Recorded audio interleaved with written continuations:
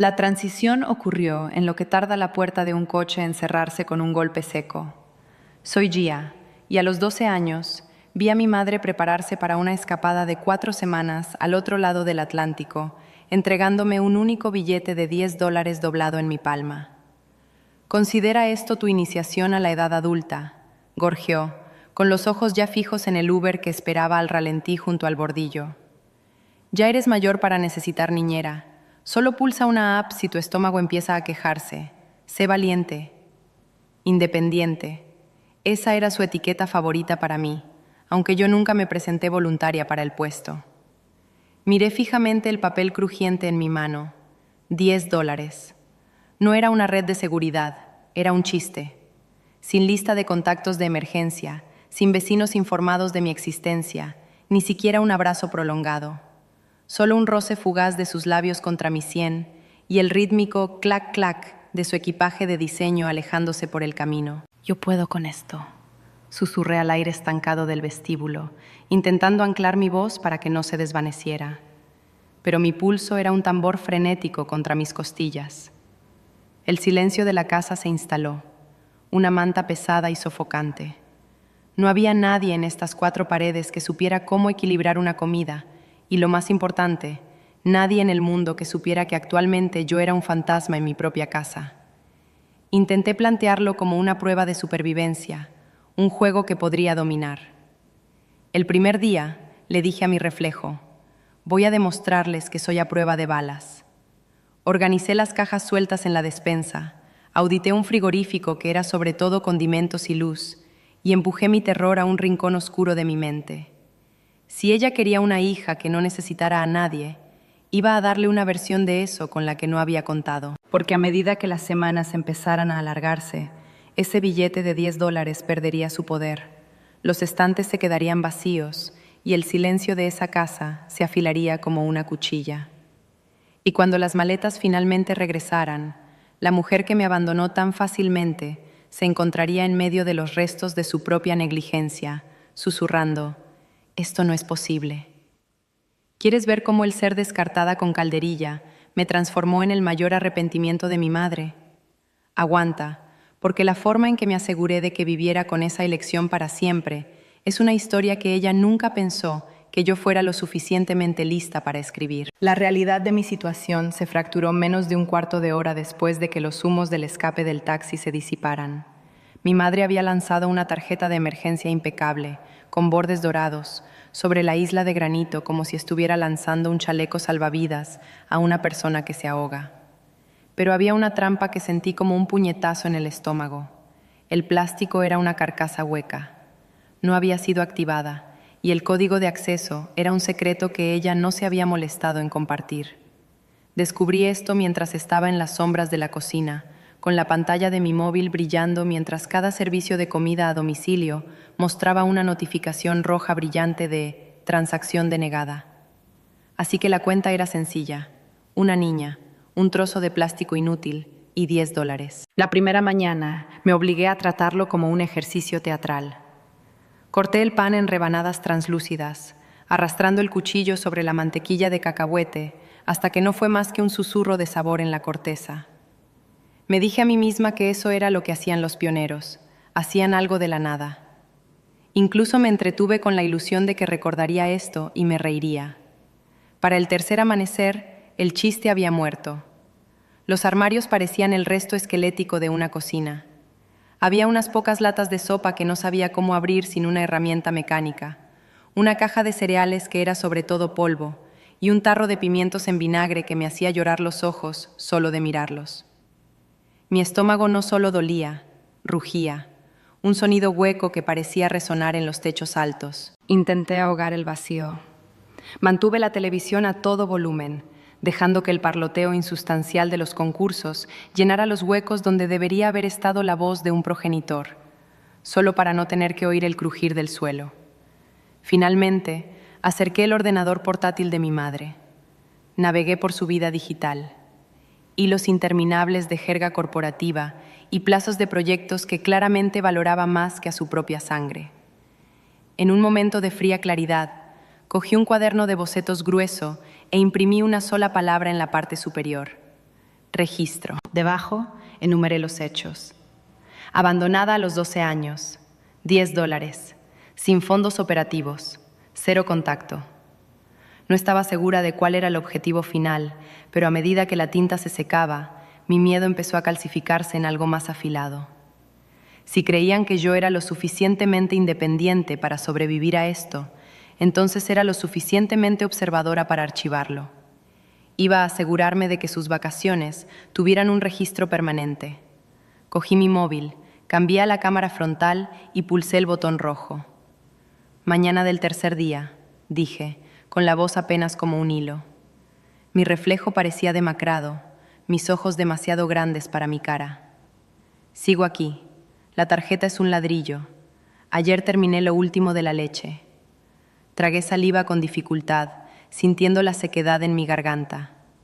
Si alguien encuentra esto, es porque finalmente os habéis dado cuenta de que faltaba. Guardé el archivo y escondí el móvil en mi bolsillo, con el corazón latiendo como un pájaro atrapado. Una parte de mí estaba aterrorizada de que las imágenes nunca vieran la luz.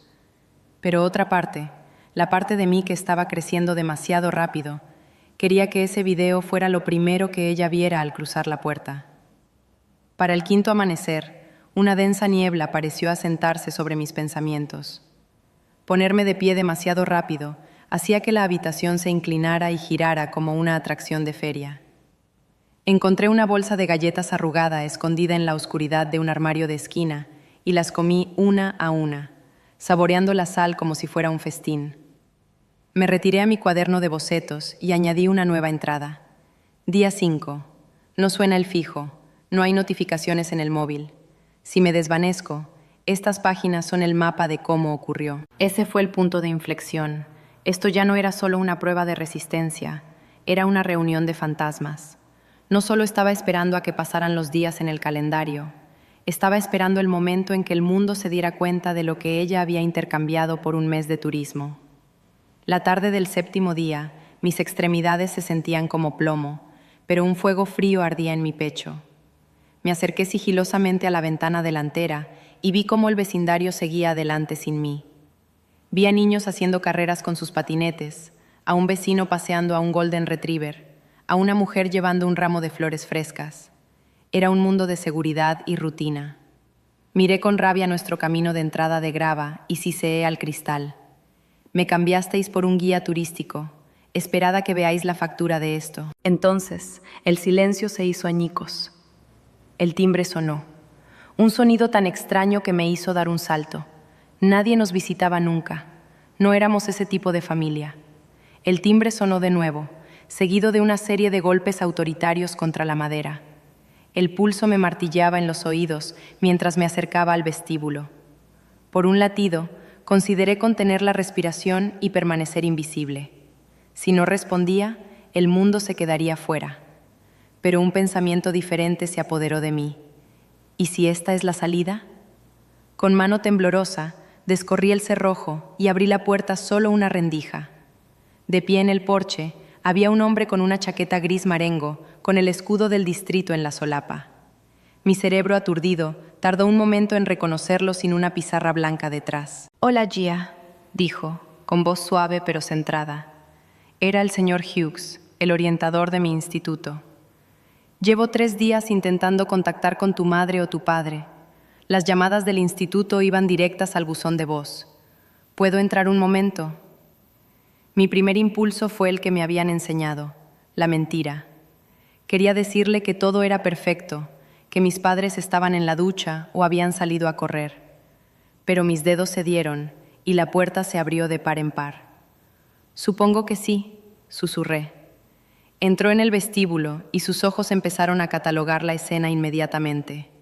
El pesado estatismo, la pila de platos sin lavar, el cuenco en la encimera que solo contenía una piel de plátano marrón. Era una galería de la negligencia que ni siquiera me había dado cuenta de que había comisariado.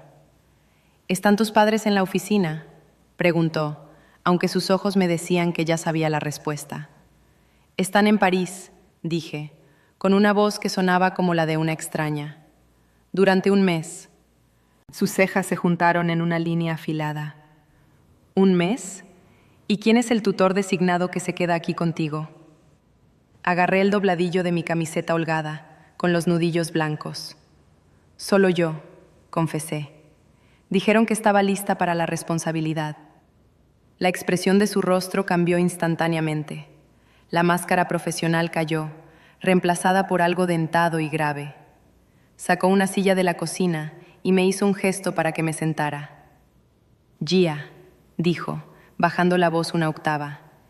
¿Exactamente cuánto tiempo llevas sola en esta casa? 7 días, susurré, más o menos. ¿Y tus recursos? ¿Comida? ¿Dinero? Solté un sonido áspero y seco que pretendía ser una risa. Dejaron una tarjeta que no puedo usar y efectivo suficiente para una sola pizza. Se quedó allí sentado en silencio, mirándome de la forma en que un investigador mira la escena de un crimen. No era lástima.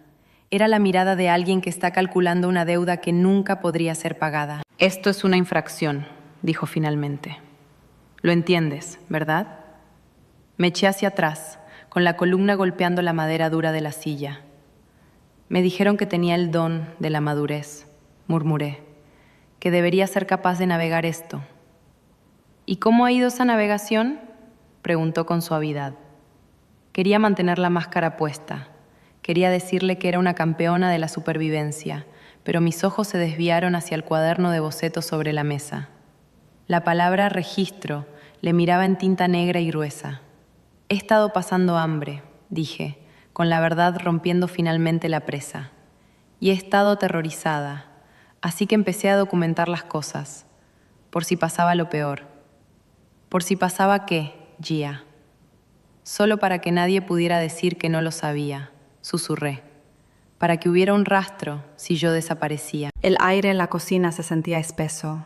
El señor Hughes no intentó dulcificarlo ni ofrecer una disculpa vacía en nombre de ellos. Se inclinó sobre la mesa, con expresión férrea. Gia, abandonar a una niña de 12 años durante semanas sin comida ni supervisión no es un estilo de crianza, es una violación de la ley. Se llama desamparo y puesta en peligro. Hay sistemas diseñados para detener exactamente esto. Mi corazón dio un vuelco lento y pesado en mi pecho. Desamparo, leyes. Esas eran palabras para las noticias de la noche, no para una niña en una cocina de barrio. ¿Qué pasa si las autoridades se enteran? Investigaciones, dijo claramente. Servicios de protección. Tus padres tendrían que responder ante un juez, no solo ante un orientador. Habría consecuencias reales por sus decisiones. Consecuencias. Dejé que la palabra resonara. Imaginé la cara de mi madre cuando se diera cuenta de que su hija, independiente, había dejado de seguirle el juego. Imaginé la imagen pulida de su vida agrietándose por la mitad. ¿Quieres que intervenga, Gia?, preguntó el señor Hughes. No solo con una bolsa de comida, sino con ayuda real, sistémica. La clase de ayuda que garantiza que nunca tengas que volver a contar migas de galleta. Sentí un rastro de duda. Una parte de mí quería echar el cerrojo a la puerta y esperar a que pasara el tiempo, guardar su secreto y fingir que este mes era solo un mal sueño. Pero la parte de mí que había estado grabando videos en la oscuridad había terminado con los secretos. Sí, dije, con la voz adquiriendo un tono firme. Pero si acepto, ¿qué les pasa a ellos? Significa que finalmente tienen que mirar lo que han hecho, respondió. Significa que los adultos toman el mando. Miré mis manos temblorosas y luego volví a mirarlo a él. Entonces, hágalo. Quiero que lo vean todo. Quiero que se sientan tan fuera de control como me he sentido yo. Él asintió una sola vez con firmeza y echó mano de su móvil. Mientras se alejaba, una paz extraña y fría me invadió. El terror seguía ahí, pero estaba siendo reemplazado por una intención nítida y enfocada. Ya no era una víctima esperando un rescate, era una testigo preparando su testimonio. El señor Hughes se retiró al pasillo para hacer una llamada, y aunque mantenía la voz baja, los bordes afilados de sus palabras atravesaban el silencio. 12 años, sin supervisor. El frigorífico está vacío. Seguí las letras en mi cuaderno con la yema del dedo fría. Registro. Ya no se sentía como un diario privado. Se sentía como una declaración jurada. Regresó unos minutos después. He contactado con una vecina, Esme. Viene para acá ahora mismo. También he alertado a la línea de crisis. Van a enviar a una especialista para evaluar la casa. Pero primero, vamos a meterte algo de combustible de verdad en el cuerpo. Un sofoco de calor me subió por el cuello ante la idea de desconocidos inspeccionando mi vida como un reloj roto. Sin embargo, bajo la vergüenza, había una chispa de sombrío triunfo. Si me estaban examinando a mí, estaban examinando a las personas que me dejaron. ¿Está enfadada Esme?, pregunté. Él negó con la cabeza. Está horrorizada. Esa es la reacción de un ser humano decente. Siguió un golpe suave y vacilante.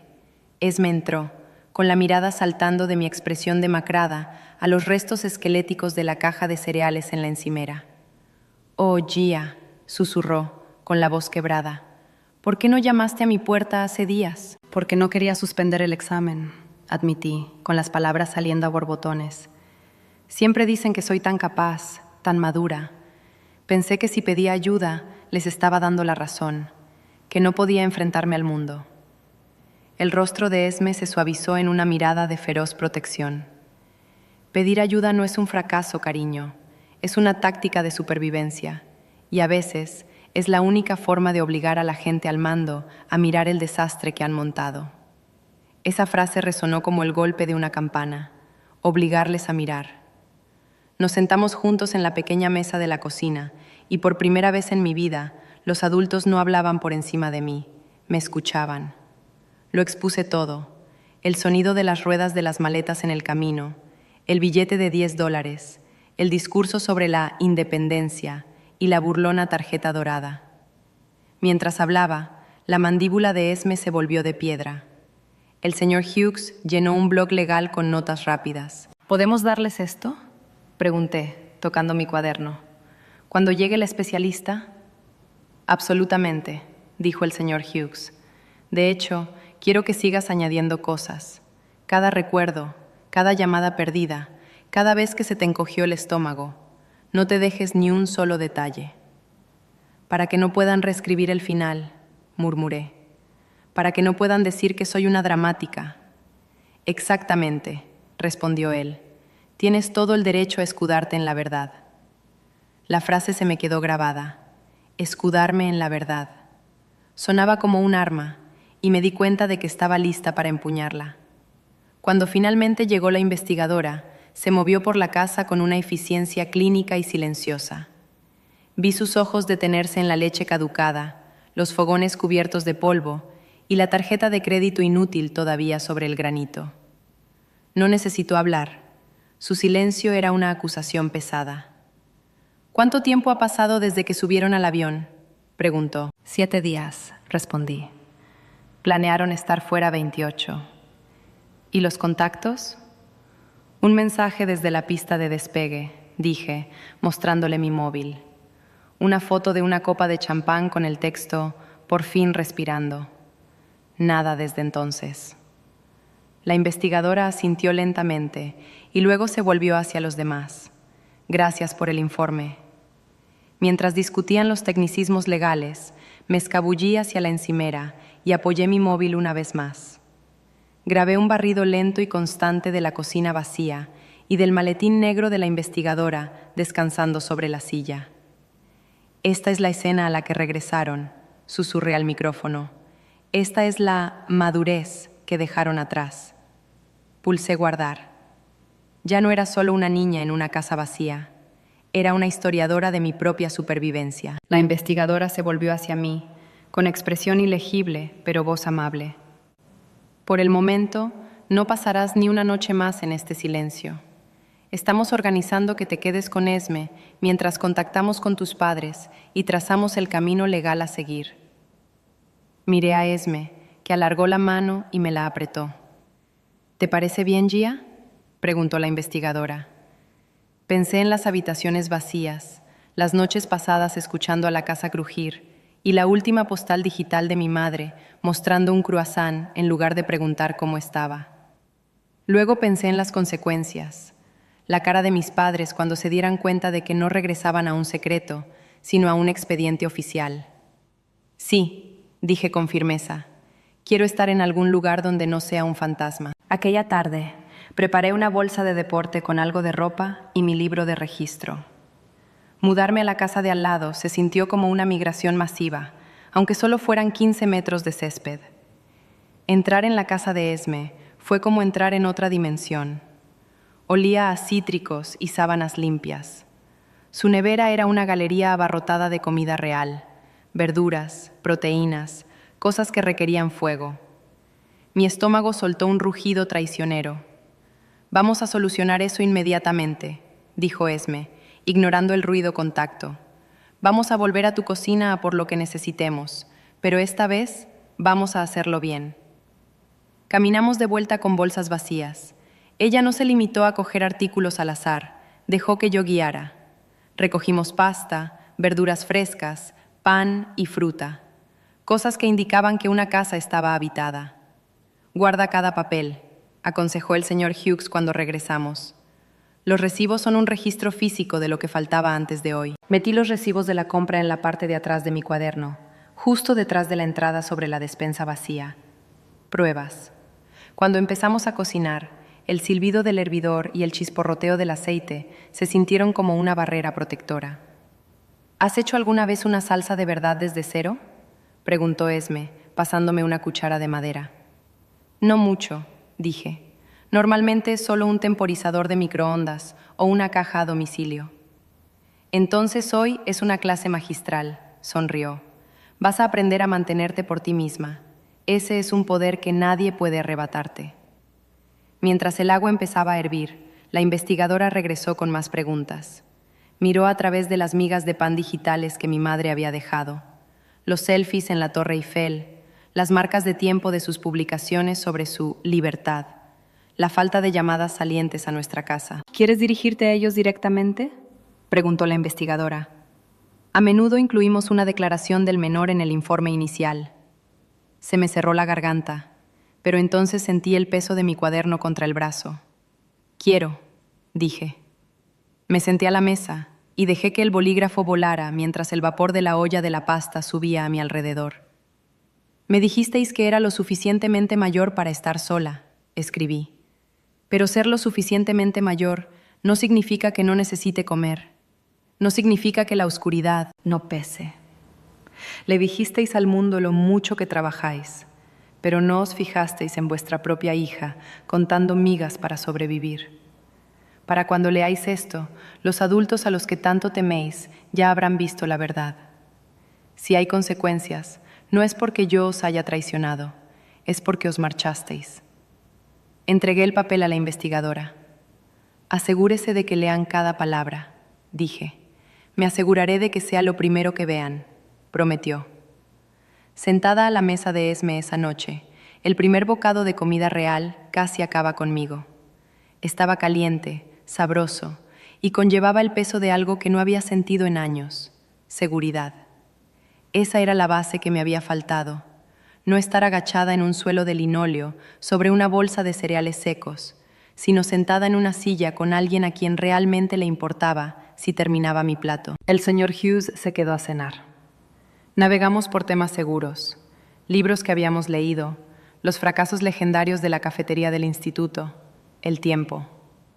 Por un breve espacio de tiempo, casi pude fingir que mi vida no era la escena de un crimen en la casa de al lado. Pero una vez que se recogió la mesa, la atmósfera cambió. Desde el salón, el zumbido bajo de las voces de los adultos llegó hasta mí, portando palabras pesadas y afiladas: acogida temporal, investigación formal, posible retirada de custodia. No captaba cada matiz legal, pero el mensaje central vibraba a través de las paredes. Mis padres habían tratado mi vida como una tarea que podían subcontratar al silencio. Ahora se enfrentaban a la posibilidad muy real de que el Estado estuviera de acuerdo con ellos y les quitara esa carga para siempre. En la habitación de invitados, bajo una colcha que realmente olía a hogar, apoyé mi móvil contra una lámpara. Pulsé el botón de grabar. «Día 7», susurré, mirando directamente al objetivo. «El escenario ha cambiado. Ahora estoy a salvo. Gente con placas y carpetas ha visto el frigorífico y ha visto el registro. El secreto ha muerto». Tomé aire, con la mirada endureciéndose. Si estás viendo esto, mamá, quiero que pienses en todas esas veces que me dijiste que cada acción tiene una reacción, que si rompía una regla, tenía que pagar el precio. Bueno, finalmente vas a ver cómo se ve eso desde tu lado de la valla. Esta ya no es solo mi historia, es el recibo de la vuestra. Terminé el clip y me quedé mirando el techo. Mi corazón no se sentía ligero, se sentía como una piedra. Todavía me dolía la versión de ellos que no se habría marchado, pero ese dolor estaba siendo eclipsado por una nueva y fría comprensión. Yo tenía el poder. Ya no era solo una niña esperando a que las sombras se movieran. Yo era la que sostenía la linterna. Me pregunté si una sola semana de amabilidad de una vecina podría pesar más que una década de ser invisible, o si esto era simplemente la fuerza que necesitaba para finalmente marcharme. Los días siguientes en casa de Esme se sintieron como un sueño febril.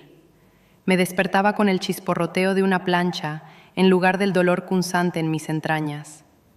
Había un interés constante y silencioso en mi bienestar, preguntas sobre mi sueño, mis pensamientos, mi comodidad. Por una vez, no estaba representando el papel de independiente como precio por su afecto. Pero bajo la comodidad, un cronómetro estaba corriendo. Todos lo sentíamos. Tarde o temprano, los viajeros tendrían que aterrizar. Tarde o temprano, tendrían que enfrentarse a la casa vacía que habían dejado atrás. En la segunda tarde, mi móvil vibró sobre la mesa de madera. Un nombre parpadeó en la pantalla, la línea profesional de mi madre. Vi la luz pulsar hasta que casi se agotó el tiempo. ¿Vas a responder?, preguntó Esme suavemente, poniendo una mano cerca de la mía. Mi pulso era un ritmo frenético. ¿Y si solo llama para castigarme por arruinar su paz? Entonces tendrás tu respuesta, dijo Esme, con voz firme. Pero ya no estás sola ante esa tormenta. Deslicé la pantalla y pulsé el icono del altavoz. ¿Gia? Su voz no transmitía el calor de una madre, ni la preocupación de una protectora. Era aguda, dentada de irritación. ¿Qué demonios está pasando? ¿Por qué recibo correos de servicios sociales sobre una investigación pendiente? ¿Por qué me llama la administración del instituto a Francia? ¿Tienes idea de lo que esto le está haciendo a mi reputación profesional? Ahí estaba. Ni un ¿estás bien?, ni un ¿has tenido suficiente para comer? Solo el daño a su imagen pulida. Tragué el nudo en mi garganta. Están involucrados porque me dejaste, dije. Mi voz flaqueó, pero no dejé que se quebrara. Volasteis al otro lado del océano durante un mes y me dejasteis con $10 y un trozo de plástico que no funcionaba. Vieron la casa, mamá. Vieron los estantes vacíos. Lo vieron todo. «Estás siendo una teatrera», siseó ella de vuelta. Había más que suficiente en la despensa. Siempre has tenido tendencia al drama. Tienes 12 años. No eres un bebé. No puedo creer que traiciones a tu propia familia así. ¿Te das cuenta de la vergüenza que esto nos trae? A mi lado, vi que la mandíbula de Esme se bloqueaba. Se inclinó hacia el móvil. Habla Esme, su vecina. Soy la que tuvo que comprarle a su hija sustento básico porque su cocina era un desierto. Esto no va de su vergüenza, va de que su hija se estaba muriendo de hambre. Se oyó una inspiración aguda y aturdida desde el otro lado. ¿Por qué se entromete? Esto es un asunto privado. Gia está perfectamente bien. Miré mi registro, abierto por la página donde había anotado 7 días de silencio. No, dije cortándola, no estaba bien, y he terminado de fingir por vosotros. El silencio en la línea fue pesado, seguido por el sonido de sus dientes rechinando. Solucionaremos esto en cuanto aterricemos, y créeme, jovencita, vamos a tener una charla muy larga sobre la responsabilidad. La llamada se cortó con un tono muerto. Esme se acercó y puso mi móvil boca abajo. Tiene razón en una cosa, susurró. Habrá responsabilidades, pero no serás tú quien cargue con ellas. A la mañana siguiente, la investigadora se reunió conmigo en el instituto. Nos sentamos en un despacho pequeño que olía a papel viejo y limpiador industrial. Tus padres han adelantado su regreso, me informó. Aterrizarán en 3 días en lugar de 3 semanas. Mi estómago dio un vuelco nervioso. No volvían corriendo porque me echaran de menos. Volvían corriendo para apagar el fuego que yo había provocado. ¿Qué pasará cuando se abra la puerta?, pregunté. Estaremos allí, dijo ella. Yo, mi supervisor y el señor Hughes. Queremos que seas parte de la confrontación, Gia, pero solo si te sientes con fuerzas. Pensé en esconderme. Pensé en quedarme en la habitación de invitados de Esme y dejar que el papeleo hablara. Pero eso se sentía como ser un fantasma otra vez. No, dije, con mi voz encontrando finalmente su firmeza. Quiero estar en la habitación. Quiero que vean exactamente a qué han vuelto. Las siguientes 48 horas no fueron para ensayar frases, fueron para organizar la verdad.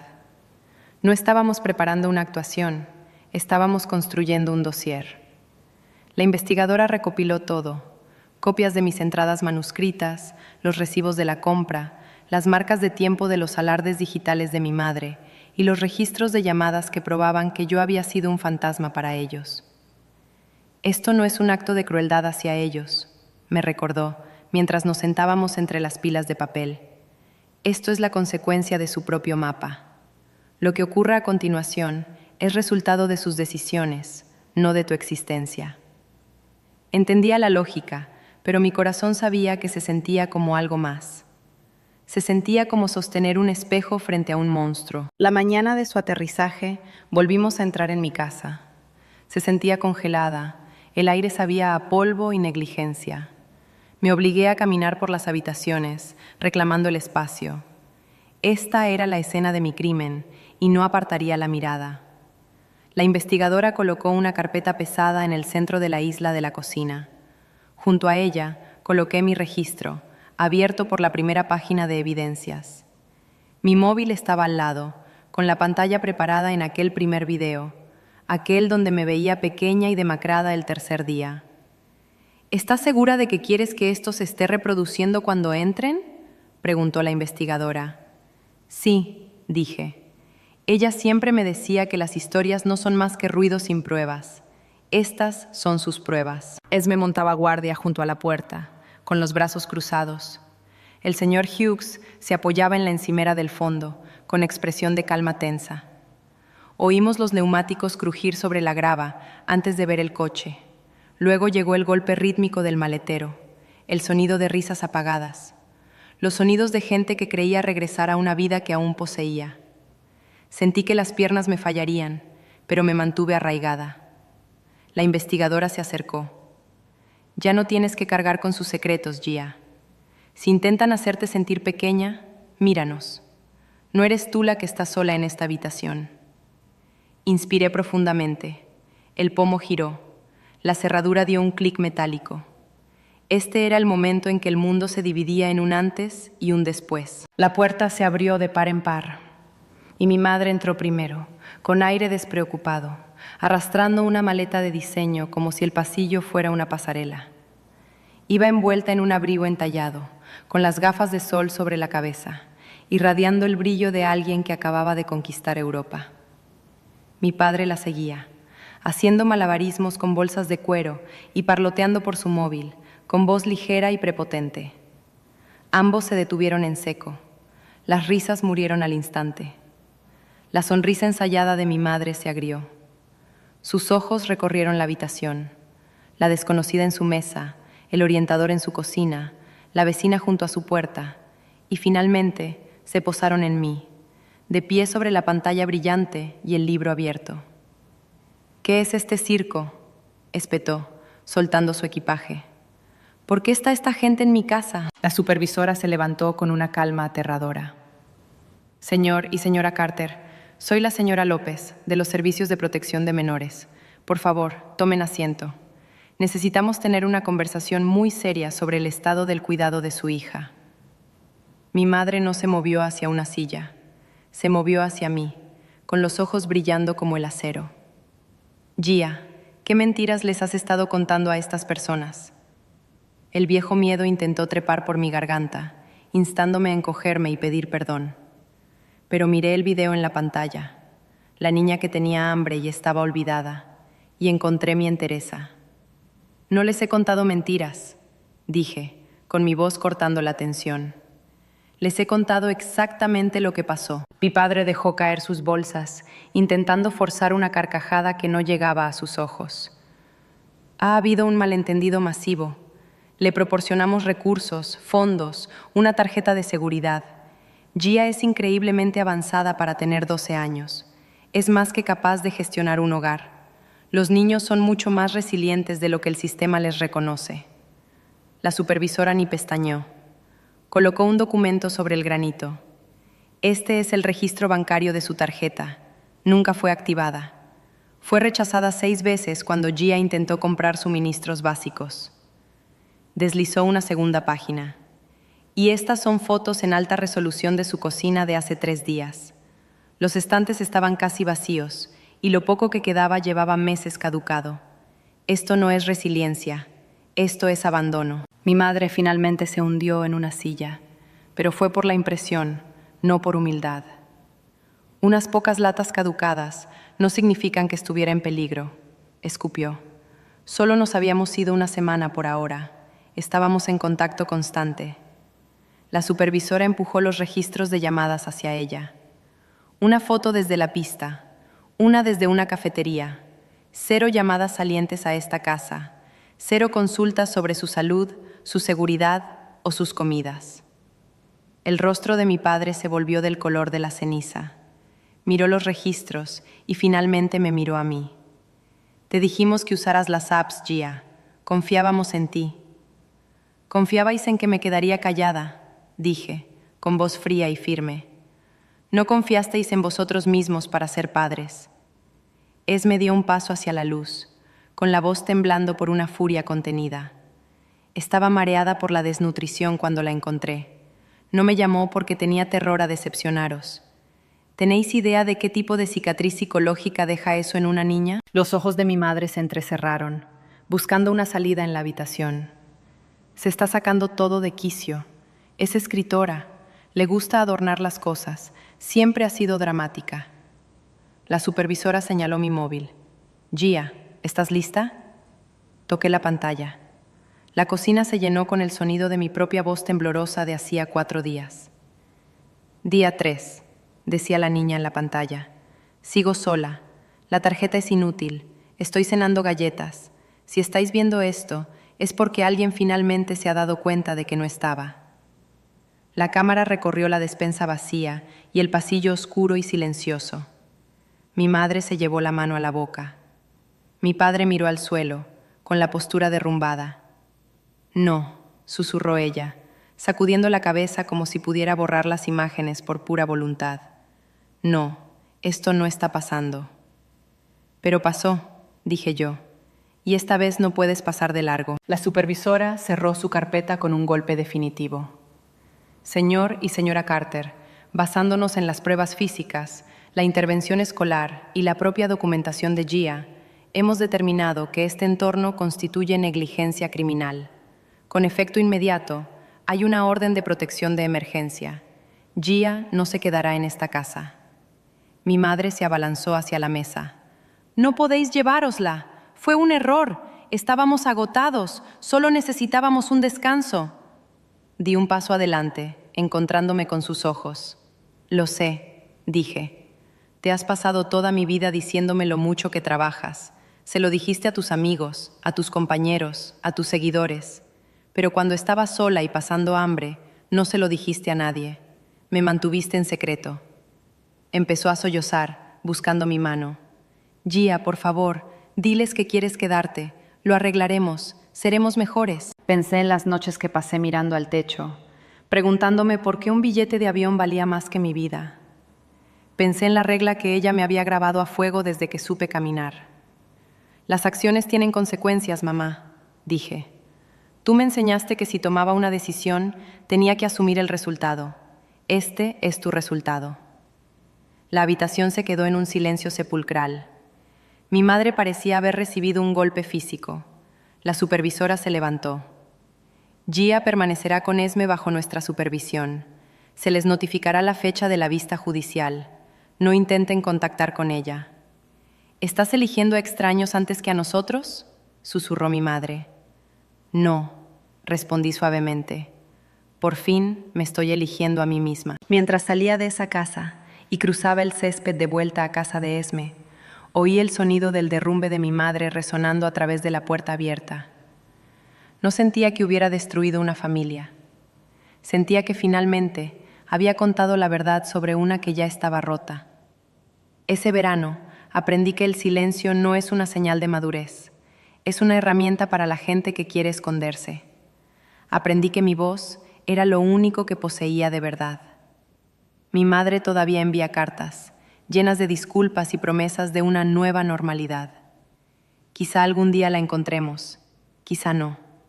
Pero ella nunca olvidará el mes que se fue a Europa y volvió para encontrarse a una hija que había convertido cada estante vacío y cada noche de silencio en una obra maestra de evidencia de la que nunca podría escapar.